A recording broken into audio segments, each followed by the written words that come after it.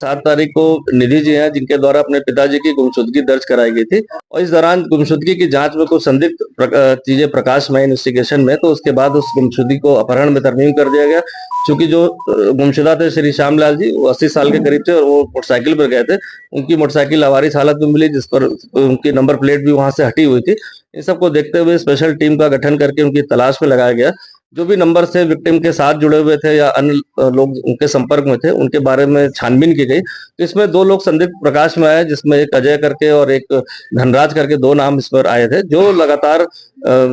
Touch में थे, किसी न किसी अन्य नंबरों के माध्यम से टच में थे। और उसमें एक महिला गीता का भी नाम आया और उनके पति हिमांशु का भी नाम आया। जब 2 लोग को, ये चारों लोग मौके से मतलब यहाँ से फरार थे, जब 2 लोग को इसमें हिरासत में लेकर पूछताछ की गई, अजय और धनराज को, तो इनके द्वारा बताया गया कि वो गीता के रिश्तेदार हैं और उनके कहने पर वो 3 तारीख को यहाँ पर आए थे, जिसमें 2 तारीख को उनके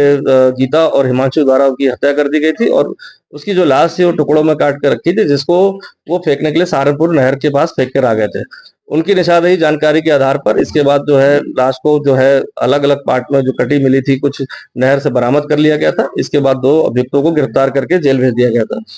इसके बाद हमारी पुलिस टीम लगातार गीता और हिमांशु, जो उसके प्राइम मास्टरमाइंड थे, इनकी तलाश की जा रही थी। कल इनको रात्रि में अमृतसर से जो है वहां से इनको हिरासत में लिया गया और पूछताछ के बाद इनको थाने जब लाया गया यहाँ पर, समझ घटनाक्रम का पता चला कि जो गीता थी और उसका हस्बैंड जो है हिमांशु, जो एमबीबीएस का 4th ईयर का स्टूडेंट भी था, इसके बाद उनको पैसे की जरूरत थी, फीस भरने के लिए भी थी, साथ ही साथ अन्य खर्चों के लिए भी थी और पूर्व में भी वो कहीं ना कहीं किसी न किसी बहाने, जो इसमें अभियुक्ता गीता है उसके द्वारा श्री श्यामलाल जी से विभिन्न तरह से पैसे भी लिए गए थे और एक षड्यंत्र के तहत एक किराए पे कमरा लेकर उनको कहीं अश्लील कुछ बनाने का इनका एक मोटिव था कि अश्लील कोई वीडियो या फोटो बनाने के बाद उनको ब्लैकमेल करके और पैसे लिए जाएंगे। लेकिन श्री श्यामलाल जी द्वारा इसका जब विरोध किया गया तो उन्होंने गला दबाकर उसकी हत्या कर दी और इसके बाद 1 दिन तक उस बॉडी को अपने घर पे रखा और उसको विभिन्न जो औजार होते हैं, चाकू वगैरह से विभिन्न पार्ट्स में कहा जाए, दोनों हाथ और